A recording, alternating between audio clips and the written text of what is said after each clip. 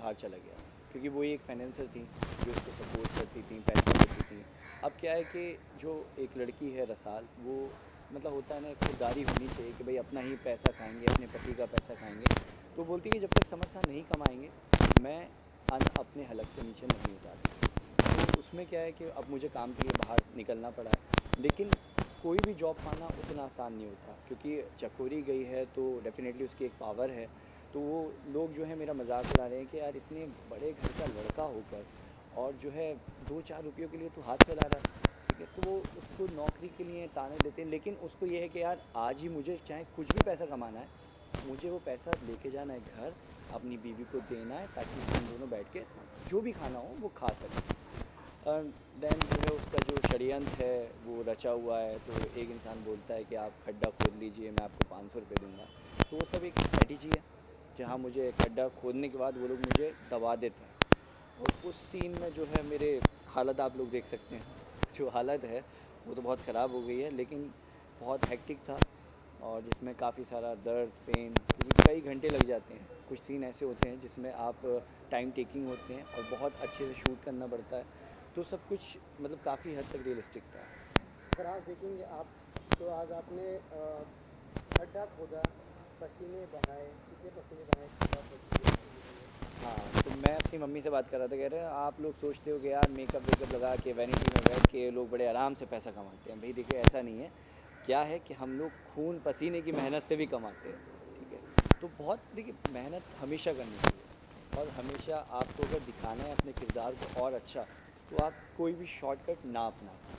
अगर कोई बोल रहा है कि ठीक है बहुत सारी कैमरा चीटिंग्स भी कर सकते हैं, लेकिन उसमें उतना पब्लिक आजकल समझ जाते हैं, लोग यूट्यूबर बन गए हैं तो वो खुद से अपना कंटेंट बना लेते हैं। तो जितना आप कैरेक्टर के लिए मतलब नेचुरल करोगे, उतना आपके लिए इफेक्टिव। लेकिन स्टूडियो के अंदर काम करना और बाहर में काम करना, धूप में खड्डा खोदते वक्त कितना अच्छा एक्सपीरियंस का बताएंगे आप? हाँ, इंडोर शूट करना बहुत आसान है। मतलब ज़्यादातर क्या होता है, आपकी एसी चल रही है, आपके पास ज़्यादा फैसिलिटीज़ होती हैं, लेकिन आप एक बार जब आउटडोर निकल जाते हैं तो क्या है, एक तो जो धूप होती है उससे चलो टैनिंग अलग चीज़ है, ये गोरा काला तो मैं इतना बिलीव नहीं करता। लेकिन क्या है, जब आपको एक इचिंग होने लगती है, अगर मिट्टी का शॉट है और मिट्टी आपके उस पर बारीक बारीक कंकड़ हैं, तो वो जो कंकड़ से आपको पेन हो रहा है और धूप पड़ रही है तिल मिलाती हुई, और एकदम जो मिट्टी है वो भी गर्म है, तो आउटडोर शूट में मतलब काफ़ी हद तक परेशानियाँ तो होती हैं। अभी आगे क्या होने वाला है इसका मतलब? आ, देखिए ये होगा कि अब चकोरी जब आपने घर के विलन को बाहर निकाल दिया, अब आप किसी भी, चाहे वो कोई भी नेगेटिव करने वाला हो, वो पगला जाएगा। मतलब एकदम होता है ना कि भाई अब तो मेरी बुद्धि घूम चुकी है, अब मैं रेशम में आग लगा दूँगी। तो नायरा मतलब जो चकोरी है उसका कैरेक्टर ऐसा है कि भाई मेन विलन है, तो वो चाहेगी कि हर तरीके से, मैं हूँ, कनक हो, शिव हो, रसाल हो, हम सबको बर्बाद कर दे, हमें मारे, हमें परेशान करे, हमारी गांव में कोई इज्जत ना रहे। तो मेन उसका एजेंडा ये है।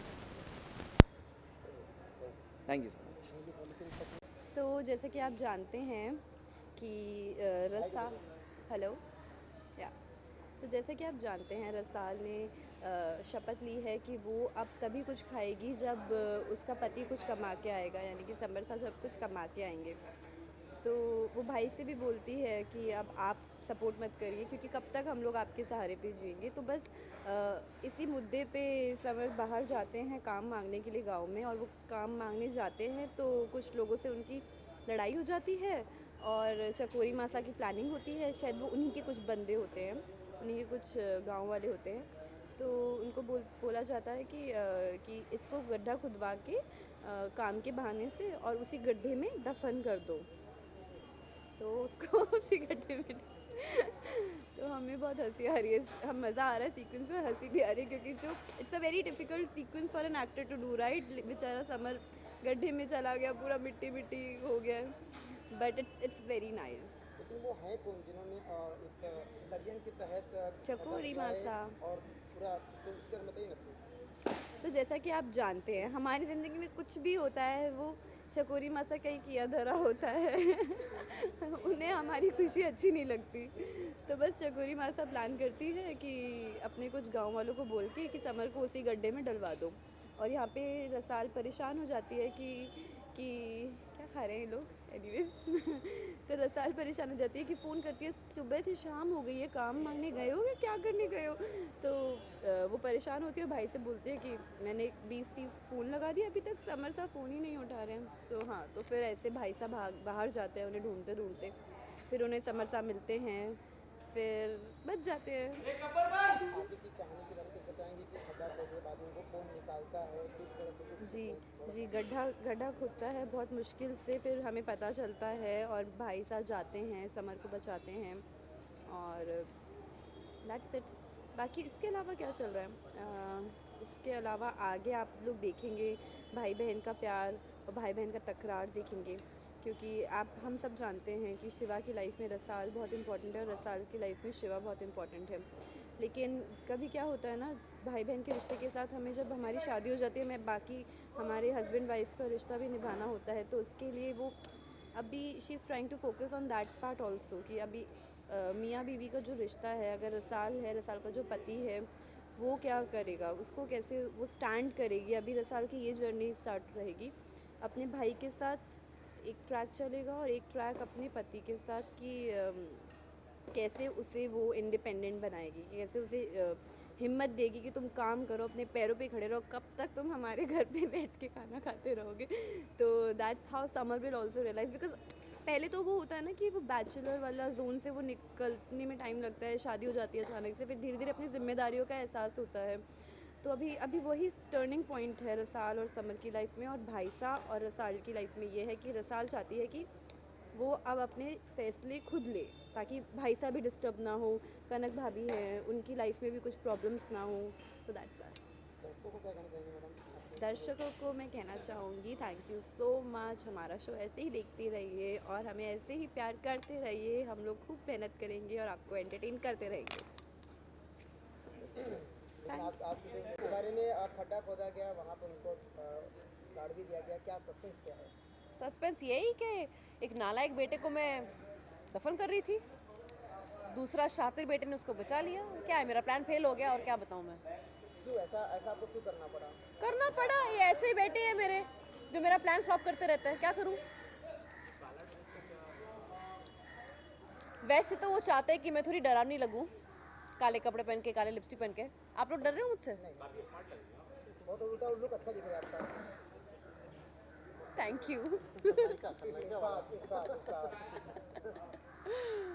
ऐसा लग रहा था रूम में कुछ जादू टोना कर रहे हैं आप कुछ, हैं? नहीं, वैसी दहशत फैलानी है कि मैं कोई जादू टोना कर रही हूँ, लेकिन कुछ कर नहीं रही हूँ। मैं बस बैठ के अपना प्लान कर रही हूँ, यहाँ पे ऑपरेट कर रही हूँ अपने ऑफिस से। लेकिन एक आईने में देखा गया 3 नाम थे, जिसमें से 2 कट किए गए थे। क्या है? अब बाजू में 2 गुड्डे थे आईने के आसपास। वो तो मेरे खिलौने हैं, बचपन से मैं भी खिलौने के साथ खेलते आई हूँ। चकोरी अगर आपने देखा है, वो खिलौने से बच्चों को डराती है, खिलौने से कुछ ना कुछ करती रहती है। आज भी डरा रही थे थोड़ी। नहीं, आज खिलौने के साथ नहीं डरा रही है, आज अपने आप ही डरा रही है। राजस्थानी लिबाज में। हाँ हाँ हाँ मैडम, हाँ मैडम। हाँ, मैं बीड़ी पी रही हूँ, सच में नहीं पी रही हूँ लेकिन पी रही हूँ। मैंने पान भी खाया है और सुपारी का टेस्ट मुझे बिल्कुल अच्छा नहीं लगा। बहुत कड़वा था। और हाँ, मैंने ऐसा सुपारी काटा और खाया भी ना, मेरे को थूकना है। पूरा सीन निकाला मैंने सुपारी खा खा के। छी,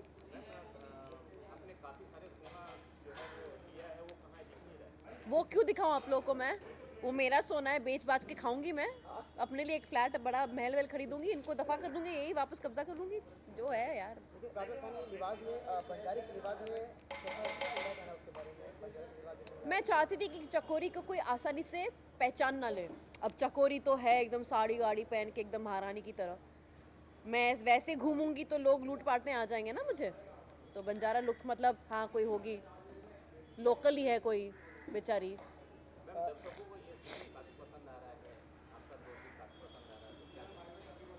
थैंक यू, इससे ज़्यादा और क्या ही कहूँ मैं। आपका जो प्लान है वो तो फेल हो चुका है, अब अगला कदम चकोरी का क्या होगा? देखो, जब जब मेरा प्लान फेल हुआ है, तब तब मेरा प्लान जीता भी है। हार के बाद ही जीत होती है और होती रहेगी। ये गेटअप कब तक रहेगा? वो नहीं पता, जब मैं जीत जाऊंगी तब मेरा लुक चेंज हो जाएगा। मैडम लेकिन मतलब इतना नेगेटिव कैरेक्टर आप प्ले कर रहे हैं, तो उससे क्या सोच रहे हैं आप आगे? पहली बार इतना नेगेटिव कैरेक्टर प्ले कर रही हूँ, मज़ा भी आ रहा है, लेकिन ये एक चेंज के लिए किया कि हाँ मैं नेगेटिव भी कर सकती हूँ। मुझे वैसे इंस्पायरिंग रोल्स करना ज़्यादा पसंद है, जो मैंने हमेशा किया ही है। इसमें भी मज़ा आ रहा है, लेकिन ऐसा नहीं कहूँगी कि मैं प्रोटैगनिस्ट से एंटेगनिस्ट ही बनने जा रही हूँ। अब से मैं प्रोटैगनिस्ट ही रहूँगी, इंस्पायरिंग स्टोरीज ही करूँगी, लेकिन कभी कभी 4 प्रोजेक्ट के बाद एक नेगेटिव, 4 प्रोजेक्ट के बाद एक नेगेटिव, ऐसा मैं करूँगी। मैं उस तरह से इसको बैलेंस कर लूँगी अपने परफॉर्मेंस के प्रोजेक्ट्स को। ओके, टाइम हुआ आप yes, time up. Thank you guys. आपके